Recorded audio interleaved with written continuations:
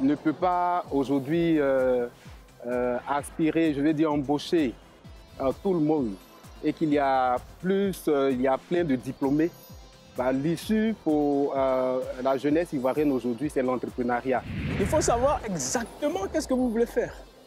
Parce que si vous n'avez pas une bonne lisibilité du projet que vous voulez monter, déjà ça c'est un premier échec. Ça n'a pas été facile d'entreprendre. Il faut dire qu'on n'a pas eu de financement. Donc on a décidé d'aller trouver du travail et puis nous-mêmes on financer notre petite entreprise. L'État doit véritablement se pencher sur ce volet-là pour encourager les banques à regarder un peu nos projets. Si ce sont des projets qui peuvent être financés, qu'on puisse nous soutenir pour qu'on puisse en sortir. L'entrepreneuriat serait une autre porte pour nous, la jeunesse, de pouvoir s'assumer dans la vie professionnelle. Bonsoir à tous et bienvenue dans ce nouveau numéro de RTI Money dédié ce soir à l'investissement. Comment par exemple tirer profit des dispositifs d'exonération fiscale mis en place par l'État? Comment faire fructifier l'argent d'un investisseur ou son propre argent investi dans son entreprise? Ce soir, nous accompagnons des entrepreneurs qui se sont lancés dans cette bataille pour optimiser les ressources dont ils ont besoin. Des parcours qui pourraient bien vous inspirer. Les bons plans de l'investissement, c'est le titre du grand reportage de ce nouveau numéro de votre magazine. Regardez.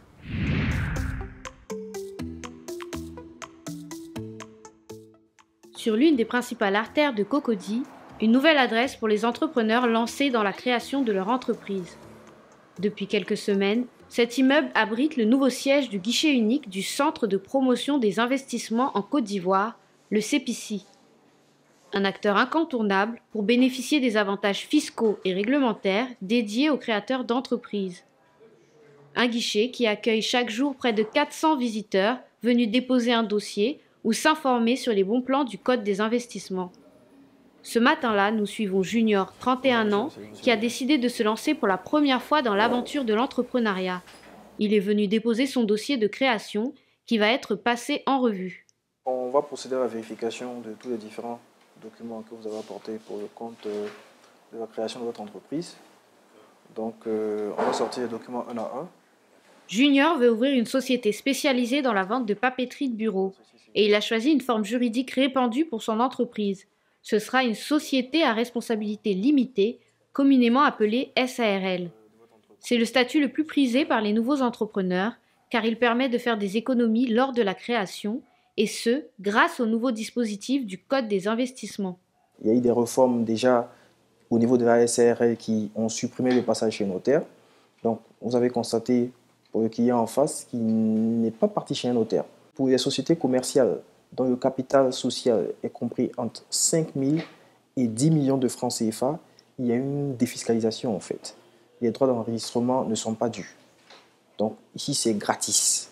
Pour la société à responsabilité limitée, il fallait débourser plus de 600 000 francs déjà pour procéder à la création de l'entreprise. Donc les différentes réformes qui ont été entreprises par l'État de Côte d'Ivoire depuis 2014 jusqu'à 2016, aujourd'hui, ont impacté le niveau de fréquentation. Donc, il y a eu un boom, je veux dire, dans le processus de création de l'entreprise. Voilà. Donc, aujourd'hui, il y a beaucoup de jeunes qui procèdent à la création de l'entreprise. Depuis la réforme du Code des investissements en 2016, plusieurs procédures se sont simplifiées et les coûts d'immatriculation ont baissé. Il est désormais possible de créer une entreprise avec un capital minimum de 5 000 francs CFA. Les seuls frais dus au guichet unique lors de la création d'une entreprise sont les frais relatifs au registre du commerce. 10 000 francs CFA si le responsable de l'entreprise est une personne physique, 15 000 francs CFA si c'est une personne morale, comme par exemple une autre société. Et pour les entreprises qui souhaitent exercer une activité de commerce avec l'extérieur, elles doivent s'acquitter d'un code exportateur qui s'élève à 30 000 francs CFA. Avec tous ces documents de création en règle, Junior va pouvoir passer à la seconde étape de la création de son entreprise. Direction la caisse, où il devra débourser un montant total de 45 000 francs CFA pour ses frais de registre du commerce et son code exportateur. Une somme raisonnable pour ce jeune entrepreneur qui démarre son activité sur fonds propres. Depuis un certain temps, on prône l'entrepreneuriat. Et donc, je me suis dit, pourquoi pas moi? Si d'autres le font, pourquoi pas moi? Avec les pubs qui se font, qui nous montrent certains startups là. Voilà, je me suis dit que je pourrais me lancer dans la danse aussi et faire mon chemin. L'État de Côte d'Ivoire a essayé d'amoindrir les coûts. Et là, ça nous permet, en tant que, comment dire, entrepreneur, jeune entrepreneur, de nous investir, de mettre nos projets, de matérialiser nos projets et de venir les concrétiser ici et de manière légale et fiscale, quoi, et être suivi. En attendant que son dossier soit validé par le service du CPC, Junior est invité à venir découvrir ce nouveau cyberespace mis en place par l'organisme public. Depuis 2 mois, les futurs entrepreneurs ont la possibilité de venir enregistrer eux-mêmes leur dossier de création en ligne sur la plateforme numérique de l'établissement. Avec l'aide d'une assistante, Junior va créer son compte en ligne, ce qui lui permettra de suivre son dossier et de modifier directement ses informations sur la plateforme. Plus besoin de se déplacer au guichet à terme. Vous allez sur 225 Invest. Créez votre compte. Vous renseignez ces champs-là. D'accord. En majuscule. Ok. Le promoteur ne sait pas forcément les champs qu'il doit renseigner ou pas. Et une mauvaise information, il y a des erreurs automatiquement sur son registre de commerce, sa déclaration fiscale d'existence et puis son immatriculation à la CNPS. Donc, comme c'est nouveau, on invite les opérateurs à venir au moins faire une fois dans nos locaux et puis après, ils peuvent lancer la procédure de chez eux. Officiellement, il est possible de créer une entreprise en 24 heures, même si dans les faits, les délais peuvent atteindre jusqu'à 3 semaines en fonction des retours des autres administrations impliquées dans le processus, comme la CNPS ou les impôts. Quelques bureaux plus loin, c'est dans ce service que sont numérisés les dossiers de création d'entreprise. Chaque agent en traite 150 en moyenne par jour, une course contre la montre pour faire gagner du temps aux entrepreneurs, et plus ils gagnent du temps, moins ils perdent d'argent. Après la validation, toutes les administrations ont accès maintenant au fichier sans le dossier physique. Ils peuvent faire les vérifications, ont la possibilité de rejeter le dossier s'il y a des incohérences, la possibilité de valider et puis traiter les dossiers. Et tout se passe en ligne directement. Donc c'est pour faciliter la procédure en ligne qu'ils ont instauré ce service. Le CPC, une structure administrative pour aider à la création d'entreprises, mais aussi un organisme censé accompagner les entrepreneurs et les aider à optimiser leur investissement. Et voici un de ces entrepreneurs qui a pu profiter d'un programme du CPC. Il y a 5 ans, Serge Gibré a été lauréat d'un concours de start-up doté d'un prix de 20 millions de francs CFA. Une somme qui lui a permis de développer son business de solutions informatiques dans l'ingénierie numérique. Vu que c'est les Tetra, là, les Move 5000 qui vont remplacer les IWL, là, moi je crains qu'en prenant cela, on soit dépassé dans le court terme. C'est pour ça que je voulais qu'on se projette, même si les Tetra coûtent plus cher, mais je voudrais qu'on se projette. Il faut qu'on regarde ça de plus près. Le prix du CPC lui a permis de faire connaître et de faire décoller le chiffre d'affaires de sa société, créée en 2012 avec ses économies. Cet apport de 20 millions a été une aubaine financière, mais il a également pu profiter d'un appui stratégique. Car Serge a aussi bénéficié d'un accompagnement pour optimiser ses charges et réduire ses coûts. Ce n'est pas l'accompagnement pécuniaire en lui-même, c'est plutôt la valeur ajoutée que ce prix vous donne pour vous permettre de lever des financements dans diverses entités. Via le CGA, il y a un allègement naturel de la charge de gestion de l'entrepreneur. Et puis derrière, il y a aussi une série d'exonérations et d'avantages fiscaux qui sont adossés au fait qu'on soit affilié à un CGA. Chose qu'on ne savait pas avant et dont on ne bénéficiait pas avant notre affiliation au CGA via le prix. Un CGA est un centre de gestion agréé par le ministère de l'Économie et des Finances. Ces centres agréés apportent une assistance aux petites et moyennes entreprises dans la gestion de leur comptabilité et leur fiscalité. L'adhésion est ouverte à toutes les entreprises dont le chiffre d'affaires annuel va de 5 à 50 millions de francs CFA. En confiant leur comptabilité à une société affiliée au CGA, les entreprises bénéficient d'exonérations et de réductions d'impôts pouvant aller jusqu'à 50% en fonction des dossiers. Serge tient maintenant à nous montrer la toute première version de l'automate qui a lancé son business. Un distributeur automatique de crédit téléphonique qui permet aux clients de recharger instantanément et directement leur téléphone auprès des 3 opérateurs mobiles sans intermédiaire. C'était le premier de nos automates tel qu'il était pensé, il était déjà un peu avant-gardiste à cette époque. Aujourd'hui, bon, les choses ont bien évolué. Nous avons des bornes dans tous les domaines. Vous en avez dans le domaine de la communication, vous en avez dans le domaine de la télécommunication, vous en avez dans le domaine pétrolier. Depuis, la société de Serge a fourni des automates modernes à des grands groupes internationaux, ce qui lui a permis d'enrichir ses services en innovation, des innovations qu'il a pu breveter gratuitement grâce à son prix CPC. Nous sommes dans le domaine des technologies, donc nous avons bénéficié par exemple d'un accompagnement pour l'établissement de notre propriété intellectuelle sur nos innovations. Et ça, c'est un élément en tout cas majeur qui nous a été apporté justement par le biais du CPC. En quelques années, l'entreprise de Serge est devenue leader sur son marché et lui-même est aujourd'hui une référence pour d'autres entrepreneurs. Des entrepreneurs qui le sollicitent pour ses conseils, pour faire partager son expérience de celui qui a réussi. Un tutorat que Serge a accepté de mener pour éviter aux autres les erreurs qui font perdre de l'argent. On a beaucoup de nouveaux entrepreneurs qui viennent me voir personnellement. Donc naturellement, nous accompagnons beaucoup de jeunes entrepreneurs, de nouveaux entrepreneurs à monter leur entreprise, à essayer d'avoir les rudiments du pilotage et d'une entreprise. Et de toute façon, l'entrepreneuriat, certains y arriveront, d'autres n'y arriveront pas. Donc le conseil n'est pas une panacée, mais c'est juste donner un œil avisé, et puis c'est du partage d'expérience perpétuelle. Même nous, nous continuons d'apprendre, même nous, nous avons des mentors auprès de qui nous apprenons toujours. Donc c'est un chemin continu. Serge suit particulièrement l'évolution du projet d'Elmine. La jeune femme a décidé de se lancer dans la production de champignons made in Côte d'Ivoire. Merci. Depuis les activités. Les activités se passent bien. Tu sais, depuis la dernière fois que nous avons échangé, que tu m'as donné des conseils sur ce projet que j'avais démarré, j'ai réussi à redimensionner les choses. Félicitations, je suis content. Je vois que les choses tournent bien et que tu as fait preuve de résilience. Elmine n'en est pas à sa première entreprise.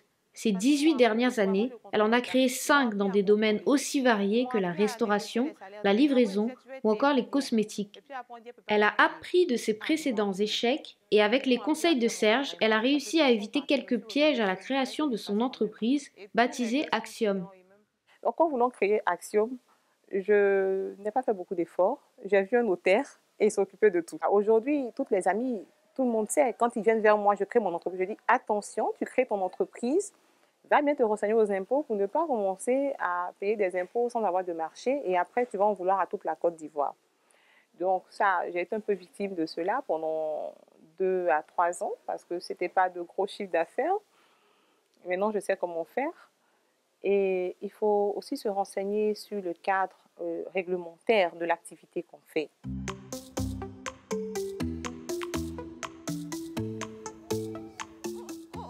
Mère de 4 enfants, Elmine jongle entre sa vie de famille et son entreprise. Un projet démarré modestement sur la terrasse de sa maison à Cocody. Elle y a débuté sa culture de champignons il y a 4 ans. C'est ici que mon entreprise a commencé, en 2015. Donc, les collaborateurs et moi, on s'asseyait autour de la table. Donc, tous les matins, je sortais de ma maison directement par là. Et puis, on commençait à travailler ici. Pour mieux apprendre à gérer son entreprise et à générer des bénéfices, Elmine postule tous les jours à des concours qui proposent des bourses de formation. Elle a déjà ainsi gagné 7 prix, tous trouvés via Internet. J'ai ces moteurs de recherche là dans mon répertoire et je crée des alertes. C'est comme cela que je postule. J'échoue à beaucoup de prix. Hein. Je peux postuler presque tous les mois. Voilà, presque tous les mois. Quand il y a quelque chose qui est bien, je postule. Ça marche comme ça ne marche pas. Mais pour moi, c'est une formation parce que je me forme à maîtriser mon affaire. Chaque prix lui apporte une valeur ajoutée. Elle gagne des sommes d'argent, mais également des avantages matériels. Son dernier gros lot, le financement par un fonds financier de ses bureaux à 10 minutes à pied de chez elle. Aujourd'hui, elle emploie 11 collaborateurs et son activité ne fait que prendre de l'ampleur. Elmine a donc dû se tourner vers des canaux plus classiques, comme solliciter un prêt à la banque pour obtenir un financement. Ce financement nous permet d'augmenter la production parce que la demande de nos clients est pratiquement la triple que celle que nous contentons actuellement. Et ça n'a pas été facile. Ça fait 18 mois qu'on a déposé nos dossiers. La banque nous a demandé beaucoup de documents, des bons de commande, des plans, on a suivi tout ce que la banque a demandé. On a justifié notre business plan. On a démontré notre business model par l'acquisition de marchés avec des grandes surfaces. Et c'était important quand même pour nous d'avoir accès à ces prêts-là. Grâce à ce prêt bancaire, elle a pu ouvrir sa 4e exploitation de culture de champignons à la Riviera Palmeraie.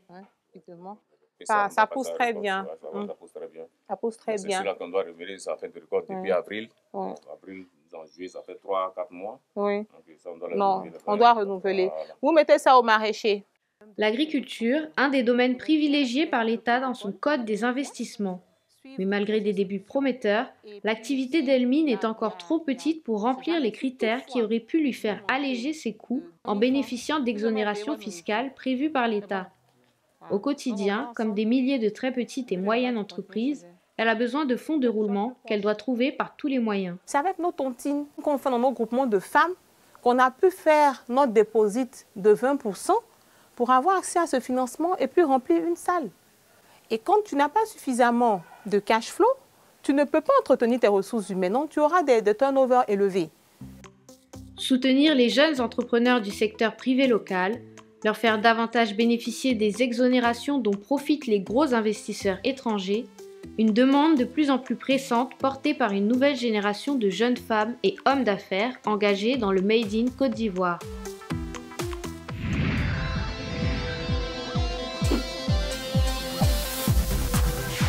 En résumé, pour créer une entreprise, vous devez déposer un dossier au CPC, le Centre de promotion des investissements de Côte d'Ivoire. Vous pouvez vous rendre au guichet unique ou déposer votre dossier sur la plateforme en ligne.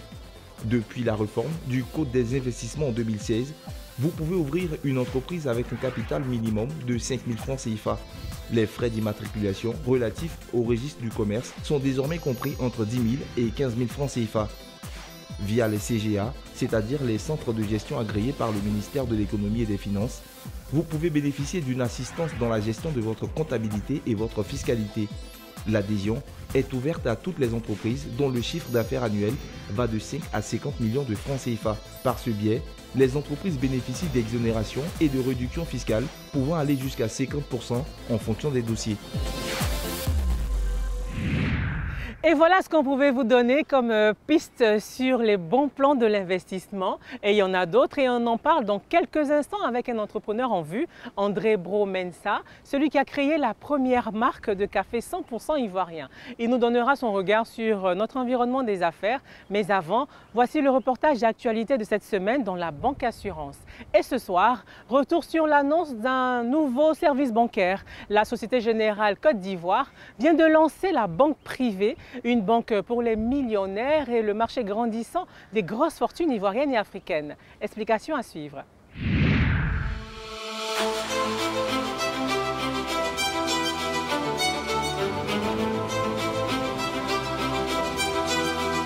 La Société Générale Côte d'Ivoire lance sa banque privée, une agence qui vient compléter l'offre du groupe dans le pays. 300 millions de francs CFA. C'est le seuil du montant dont devront disposer les 2500 millionnaires de Côte d'Ivoire ciblés par la banque. Dans le catalogue de services, conseil en investissement et diagnostic patrimonial entre autres, la banque dit répondre à un besoin exprimé par la clientèle fortunée en Afrique.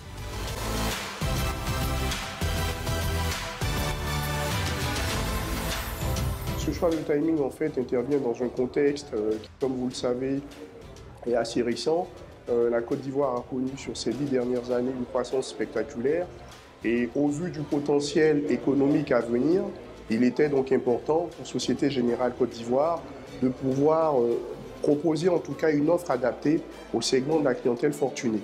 Voilà. Donc l'idée était effectivement de se positionner dès maintenant pour accompagner en fait cette croissance qu'on connaîtra dans les prochaines années.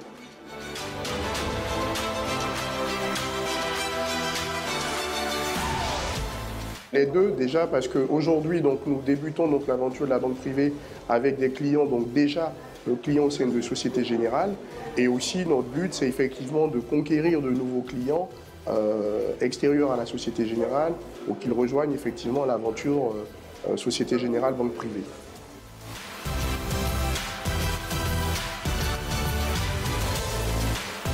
La véritable innovation qu'on va apporter, elle est surtout dans le conseil. Donc cette innovation conseil s'articule autour de 3 piliers. Le diagnostic patrimonial, le conseil en investissement et donc une offre de crédit spécifique au travers des crédits patrimoniaux. Aujourd'hui, en fait, notre positionnement ne va pas à l'encontre des acteurs qui sont aujourd'hui présents sur le marché. Au contraire, quand je parle par exemple de conseil en investissement, c'est la capacité qu'on va avoir de centraliser les offres proposées par des gestionnaires d'actifs de sorte à faciliter et simplifier la vie aux clients. En gros, c'est pouvoir déterminer le bon profil avec le client afin de lui faire une offre en fait, de produits adaptés et qui ira justement chercher chez les gestionnaires d'actifs ou chez des SGI.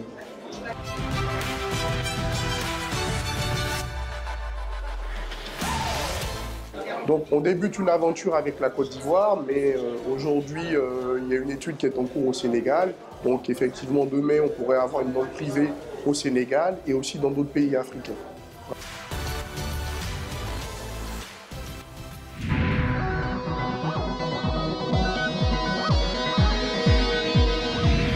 Et pour finir cette émission, je reçois un des entrepreneurs qui sont à la pointe du Made in Côte d'Ivoire, André Bromensa. Bonsoir. Bonsoir Justine.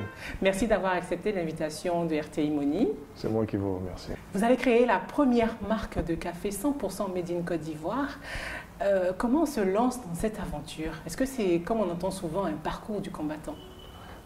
Pas toujours, c'est exaltant comme projet, comme aventure, qui mérite d'être vécu.